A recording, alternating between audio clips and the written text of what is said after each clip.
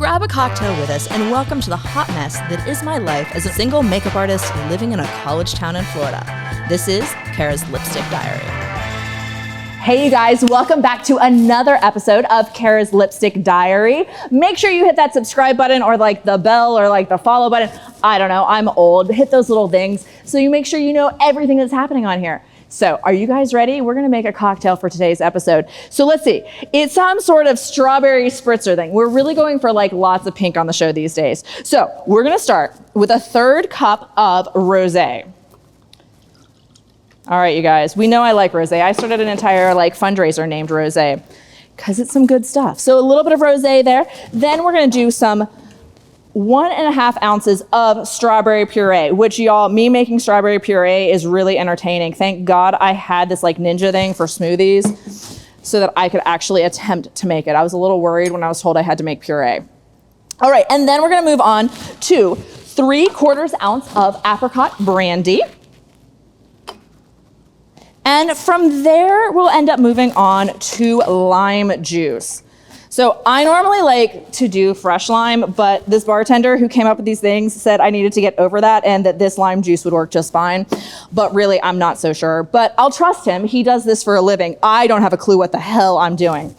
And then we do 1/3 a cup of Sprite to make it the spritzy part. I think that's more than 1/3 of a cup. I think I just poured 1/2 cup. I'll just not pour all of it in there. All right, that works. I have no idea how much I actually put in there. This is why I should not be making cocktails, and thank God I don't do it for a living.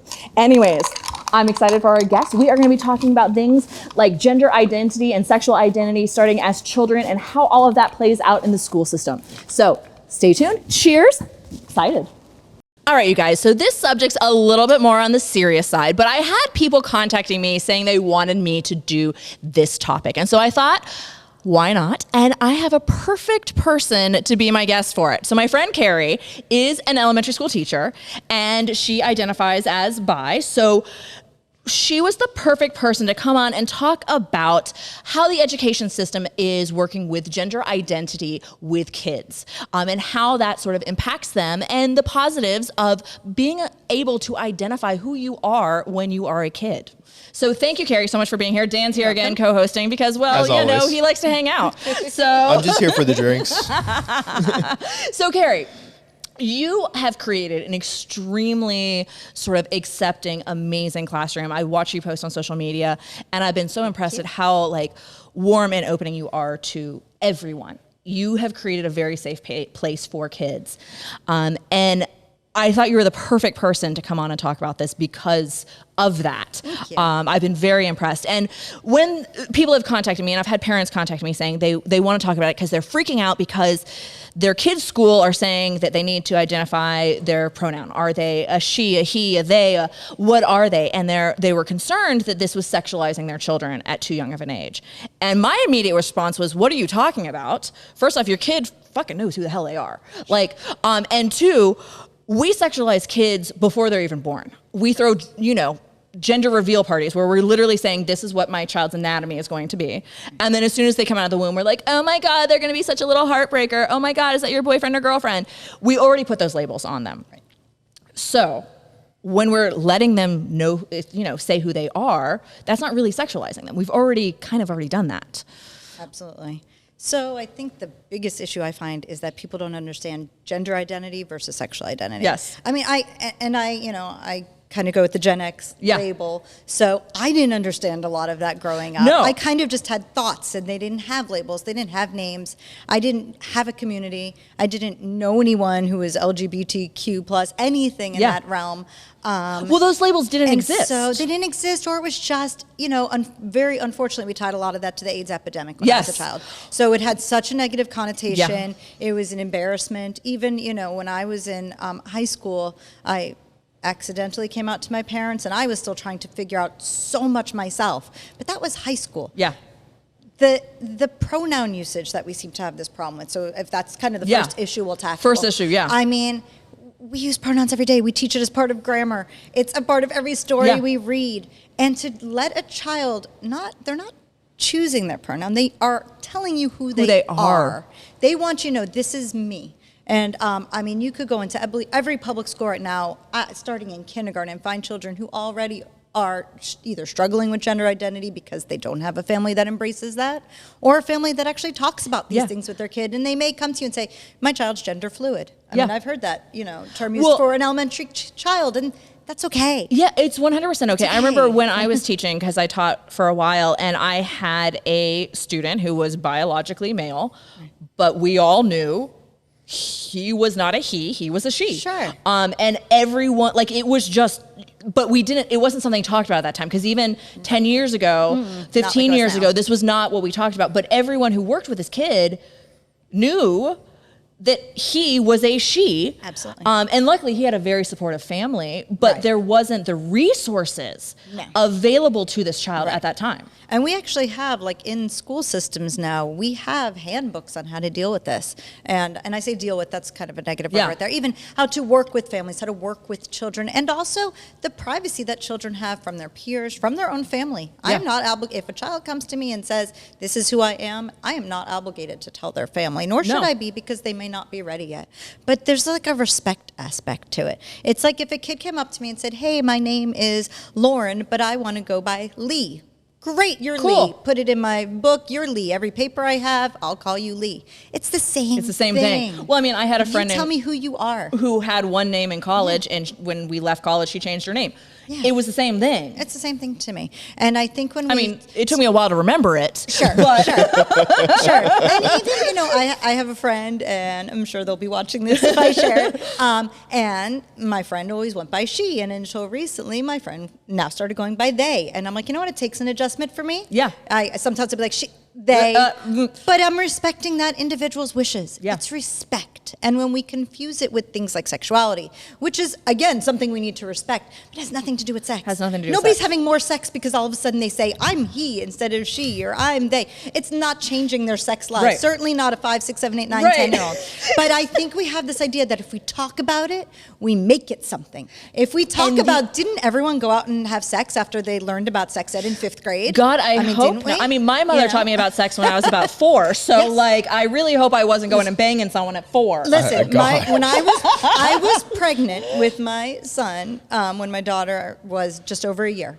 By the time she was 2 years old, which is when my son was born, she already knew how babies are made, because at that age she showed a curiosity. And I'm not telling a story to her. I'm telling her the truth on her level. She binge watched, a 2-year-old, some kind of show about midwives helping home births. When she was literally 2, 3 years old, she would play it with her toys. She would breastfeed her baby dolls, all of that, because she was interested, and it's science, and I wanted her to learn. I wanted pink sparkles and makeup. Like, that's, I wanted Power Rangers guns and swords. So. Like, at no point in time, though, do I think that did something to spark some sort of curiosity in her, because she possessed the knowledge. Yeah. So if we empower kids, here's the knowledge. Well, you are who you are. You know who you are. She may end up becoming a midwife instead. You know, that's what, sparked her interest.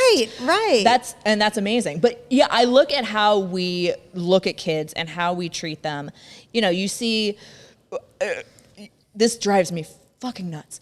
When you hear about kids going to, like, their water play day in preschool, and the little boys are allowed to wear, swim trunks and no shirt, and the girls have to wear a t-shirt over their bathing suits. Right. Yo, you just sexualized that little girl before she even has time to, like... I'll have to send you some photos of me as a kid, because I was the one who wore the bikini bottom and no top. I did too. So, oh my God, this is why we're friends. Or completely naked. So I am in the little kiddie pool with, like, boys and girls, and I'm the naked friend. Yes, my mother literally sent me to preschool water day in bikini bottoms and no top. Yeah. Are you surprised? I mean, no, not even a little bit. No, that's why I'm laughing, because, like, I could totally, like, it all makes sense now. I understand. My son is also the one who at school in kindergarten on water day, he got back to his classroom to change and just stripped completely naked, and everyone's like, you're supposed to use the bathroom. And he's like, why? He was the big we all have bodies. Stock. Yep. He's the laughing stock of his classroom. I'm like, because he doesn't care. Well, that was why make kids care about all that? And I grew up very much like I was a theater person, so I like changed clothes in front of people. You've been and using that a lot today. I know, right? It really explains who I am, though. But I think also, when as a theater person, there's a lot of creatives in there, and a lot of people who have different personalities and big personalities and different identities, and the theater world sort of embraces that. It's a natural safe space, automatic safe space. So because of that, I was I went from kissing a guy to immediately kissing a girl. That was just like part of what my world was. There was never any like thought one way or the other. And then I went into the real world and I was like, wait, this isn't considered normal? Like, I mean, it should be, but should be. it's It not. should be. That's what's Who unfortunate. cares? It's all these societal norms that we have that aren't really norms. No, you know, but- they put people in boxes and whatnot, and that's not and acceptable. none of us fit in the damn boxes. And No. who cares? Like, if you find a relationship that makes you feel good, you go with that relationship. Right. It's the same as, do you want to change your pronouns? Do you have a different first name? Whatever it is, you tell me how to identify Right. you. You tell me who you are, and I will love you for who you are. And the fact that there are parents out there, and I read this heinous article. I don't have a better way. It was a fucking terrible article about parents getting very offended by what's going on in middle and high school, specifically regarding bathroom usage. And I'm sorry, I don't check anyone's genitals before they go into the bathroom No. stall. I don't know if you guys I mean, check it's other not people's typically genitals. what I Don't do. care. Don't Like, care. yeah. Just wash your hands. Yes. Just Yes. wash your hands before you touch a Number one thing, doorknob. please wash your Right, hands. Right. And I mean, that's basically throw your stuff in the Garbage you know, can. Garbage can instead of throwing it on the Don't put your ground. glue or your gum on the door. Yeah. Right. I mean, simple bathroom manners. But this article about these people who are so highly offended by who's using a bathroom, and you could actually, as a student, let's say you have a transgender classmate and you don't want to use the same bathroom as them, you could actually go to admin. This is a law. You could go to admin and request your own personal bathroom to use in the school, so you don't have to be in a bathroom stall with transgender peers. Oh, dear God. Who the hell cares? Okay, so do you remember, we're about the same age. Yeah. Do you remember when My So-Called Life was... My favorite show ever. Right, thank Favorite you, show ever. life-changing show. Yeah, I know what that is. Are you too young for this? A little bit. I was the age that they were. Well, and now I was a little bit below. I was Yeah. in middle school when it came out, Yeah. and I remember they had one season. It was actually the first TV show. I binged it during this Oh my God, pandemic it is thing. a life-changing show. It is. But it was actually the first show to have petitions to try to get a second season. Yeah. But it caused such a huge controversy because there was a character on it, and he used the girls' bathroom because he wasn't straight, and he hung out with all the girls. And he was like, he became a theater kid in the show. Oh my God, right? But it was so like, people were so up in arms about it. Yes. And I just remember being like, why wouldn't he go? Like, And why it are we so worried showed- about all this shit? And separately, it showed teenagers having sex in an actual realistic manner that teenagers do have Correct. sex, and that Oh that God, alone it was so like offensive. It was Right. totally like it was earth-shattering. Now we have shows Right. like Sex Education, and it's like, oh, Sure. thank you, finally. But at that time, that was a big deal. And originally they had marketed it as like a kid's Saturday morning show too, so that I think Right. also kind of pushed the right. boundaries a tad bit. Right.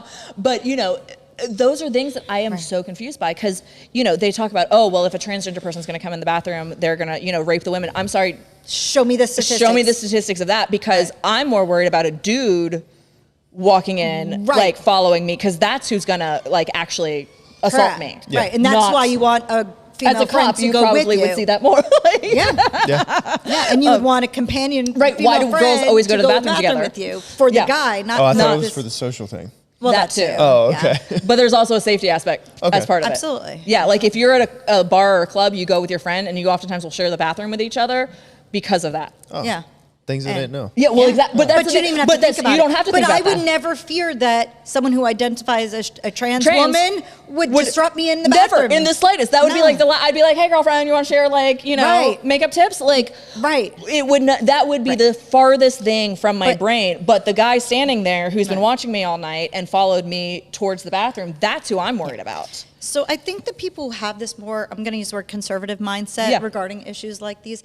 They think that if we talk about it, it's going to make their child something. Right. If I talk about homosexuality, my child might be gay. If I talk, or the reason my child is gay is not because they're born gay and that's how people are, or my child is born trans, or whatever it is. It's because they were exposed to this Or at they school. blame it on TV or this Yeah. and Right, that right, and right. another. Something Yeah, that's not- it's a lot of small towns around this area particularly. I feel Absolutely. like it's very. Well, you grew it's- up in small Yeah, town. I grew up in a very small town. It was like, oh my God, I can't believe they have that on TV and Right, right. And it's insane. They think that just being exposed to it is going to make Right. it make It's that going to what make you it. are, and like that's not what it is. And Or and your child's just- already something. Now they actually have a community, and Right. your Right. child Well, that's- may not be suicidal. And That's what's- literally what I said to someone. Someone recently said, oh my God, I can't believe they're having like two men kiss on TV. And they're like, it's just not something that, should be out in public. And I was like, well, how do you feel about a man and a woman kissing on TV? And they're like, well, that's fine. I never thought and about I it said, before, like- I said, well, what's the actual difference? Right. Well, I'm not exposed to that. And I said, well, what about the people who are exposed to it and not seeing themselves represented in media? Right. And they're like, Oh, we never thought about Well, that. I said, for me, right. it was weird watching TV and never seeing that because so many of my friends were gay that like not seeing that representation seemed very false. Well, I think that's why Schitt's Creek also became one of my other favorite shows, yours too as well. Yeah. Became so popular because it had that like affirmation component. Like, And there was this never- is a beautiful relationship. it's- Nobody is treating these people poorly because Correct. of this beautiful relationship. It's normal. It's okay. Like it. Right. They're just part of our community. Yeah, they're people too. It's Right. okay. Yeah. And it's okay in a small town. And Yeah. I love the way on that show, they didn't make a big thing about it. No. There wasn't a big, oh my God, they're gay. It was just like, well, they're two men just who they dating each are. other. Right. There's no like and they even have the same acknowledgement problems about it. everyone else has in Yes. a relationship. Yeah. And I think that that's one of the big things. One of the reasons I do the show is to talk about the shit that no one talks about. Right. Because burying it actually is what makes it worse. And we do see such a high incidence of young people who are committing suicide. Absolutely. Because they aren't allowed to be themselves and they don't feel like they are going to be accepted and loved. And I think being allowed to say what your gender identity is Right. and your pronoun is in schools Right. is an amazing first step to allow these It kids is. to finally be themselves and safe. So I helped work on this committee recently for the school district where I was a parent representative, and we talked about this handbook that goes out to all schools, to their administrators, and it's about like working with the LGBT students, teachers, et cetera. Yeah. And the beginning of this handbook had all of the really ugly statistics about depression, suicide, anxiety. And I said, can we start this whole thing with some, like, again, those affirming statements? Yeah. If Let's we, not instead of talk saying- with It's start with a not- negative. It's not gloom and Right. doom. Well, instead of saying like, if we don't do this, here are the consequences. Yeah. How about instead, if we do this, if we use proper pronouns, if we give students a safe space to talk about this through, a student union, a Lions Club, whatever you call it, then here's how we are actually empowering students and creating these positive spaces for them. Here's how we get students to feel good about themselves. Here's how we get them to connect with other people like them. Yeah. And let's change this language about this, again, like this doomsday, like this is so awful, look at this. Whether it's so awful that we're exposing kids to things or it's so awful, look at the statistics. Let's talk about like how can we make things positive for them? And how can they positive feel reinforcement. good? How can they feel good about what so they're doing? insanely important. And language is one of those evolving things. And I think a lot of people right now are freaking out because there's words they don't understand coming into the language. Right. There's so many, the pronouns is confusing to people. Yeah. The, pansexual, all these different words that were not around 20 Right. years ago. And we were talking as I was doing your makeup before the show, and, I knew that like, I was very confused because I was like, well, I do find certain women attractive. I'm more Right. drawn to men, but I do find certain women very attractive in the sexual way. But didn't fit with me. Right. And now, like when the word pansexual comes out, that makes more sense because I'm like, it's the individual person. Because I'm not attracted to every man. I'm not attracted to every woman. I'm more attracted to the person as a whole. Right. And so with this development of new language, I think it allows people to actually figure out who they are and feel like they do fit in. Right. But as someone, who's not aware of these words and all of a sudden it does feel bombarding. It feels made up. It feels, overwhelming. We There's a have lot. choices, Overwhelming was too. the word I was thinking of. So I'm a huge fan of Shameless also. I don't know if you watched I haven't Shameless. watched that one. I love that show. Okay, I so just I need finished to the most watch it. recent season. Okay, so it's wonderful. So there's a portion where one of the characters who is gay, came out as gay, he's very open about it with his family and everything. He makes a transgender friend, a male transgender friend. And so he goes out and he's kind of like, I don't know the language. I don't know. I'm just gay. Yeah. Yeah. I don't know any of I don't know all this. these other words, yeah. Right. And so he sits at a table and he's like, oh, let me introduce you to my friends. And the friend's like, I'm intersex. I'm non-binary. I'm this. And he's like, I don't know what any of this is, but I want to learn it. And Yes. it's that. Well, no that's one's how I saying feel. know everything. Yes. I mean, sometimes I'll have to look up like all the flags. I don't know all the flags. I know my bi flag. Yeah. I know a standard pride flag, but I don't know, what is the non-binary? What is the transgender flag? Just look it up. Or Well, ask someone. And I think learn that's something for a change. That's one of the know? things. It's like we need to be open to learning it. Learning. It has changed so much because when I was in college, it was LGBTA. Right. Those were all the letters. Right. There's a ton more letters now. I don't know them all. I want to understand them. Right. But I don't know them all because Right. there's been so much growth There has in been. the And understanding inclusivity. yes, in the inclusivity, in the understanding and the language. Every one of us right now is learning all of this new stuff. The young generation, they all know it because like they grew up with it. But the rest of us, we got to catch up. Well, I have to catch up even, I was kind of telling you when you're doing my makeup. So my daughter's in 6th grade and she has friends who will come up with words and I'm like, okay, give me your new labels, you know, and they're figuring out, they're sorting, they're 11, 12 years old. They're sorting all of this out for themselves. So they're like, I mean, it's hard when you're 12 anyways. Is this me? I'm almost 42, still trying to figure it out, you know, but is this me? And so she'll be like, oh, well, this friend thinks they're this and this friend, and we talk about it. And I will do my research to be like, oh, what is this? My internet research. You know, what does this mean? Okay, so this child that I may interact with, because it's my daughter's friend, may feel this way. Maybe they want me to use a particular pronoun. I'll ask. Yes. Like, is there something I could do? Okay, so this one doesn't want a girly thing if you come to my child's birthday party. Cool. We can have cats and dogs. That's neutral. That's whatever it is. Whatever you want. Like, it's just this little bit of respect that makes people feel like A, empowered, and B, just like accepted, just embraced. Like, hey, and I can show you. I have a bi tattoo on my arm, and you know who notices it? Middle schoolers and high schoolers will be like, I love your rainbow tattoo. Adults, they don't know. But it's my rainbow tattoo, and the kids love it. More so letting them be themselves and embracing that and being okay with it, right? Yeah, well, like, I mean, and that's we talked about that with your kids. You know, you were, and that was one of the things, like, you know, we're talking about as your kids, and so as a father, you know, how old are your kids? They're 9 and 10. Oh, okay, so around the same age. They're 2 little girls. Wow, I lost my train of thought for a second. So it's really, you know, that's why we're having this podcast talking about gender identity with kids. It's more what I'm gathering from our conversation is just be supportive of whatever they want, and whatever they want to be identified as is whatever they are. Your kid's going to be who your kid is. Either they're going to tell you about it or they're not. Well, and you want your kid to tell you about it. You want your kid to tell you about it. You want them to feel safe. At some point gets in trouble for anything that's going on, you want to be safe. You want to be the person they go to. And I think that's what's so important. If they can't come to you and say, hey, you know, I think I might be non-binary. I met some people. This is what I feel. They're not going to come to you when they're with their friend who's about to drive drunk. Yeah. You know what I mean? Exactly. And that's it. That's the big importance. It's setting the groundwork by being supportive with this, sets the groundwork for other things that could be potentially harmful. Right. I mean, my daughter went to a Lions Club yesterday morning. She was so excited. She, you know, goes into her school herself and goes to her club, and she was excited to tell me what teachers are in there. And it's just awesome. Like, just support her. That's exactly. it. Just support your kid being who they are. I mean, that's the whole thing. I mean, I know we were talking before this. You were saying you don't like the word princess when talking about a little girl. Right. Well, I was a little girl. That was like all I wanted to be was a damn princess. Right. Like, read me the book, Little Princess. Let me be a little princess. Right. But my parents, tutus. I know, right? I'm wearing fucking a tutu, y'all. Like, this is just who I am. But I came out this way, and my parents wanted to make sure that I was exposed to all of it. So they did give me, you know, puzzles that had like saws and hammers, and I was like, what the fuck is this shit? Where's the damn Barbie doll? Right. Like, but I came out super girly. Right. But others don't. You know, it's embracing who that child is. And I think giving them that safe space and allowing them to have their own voice is so important. And recognizing that children, they know who they are, and they have their own voice, and they need to be allowed to speak it. Well, Carrie, thank you so much for coming on here. This feels so fast. I feel like we only hit like a quarter of what I wanted to talk about. But thank you so much. I really appreciate you coming on here. Thank you to my viewers who actually like reached out and said, we want to talk about this. We want to hear your thoughts and what this is all about. So thank you guys for messaging this to me. I love hearing from you all about what it is you want to hear us talk about. So thanks for watching, and we'll see you again soon.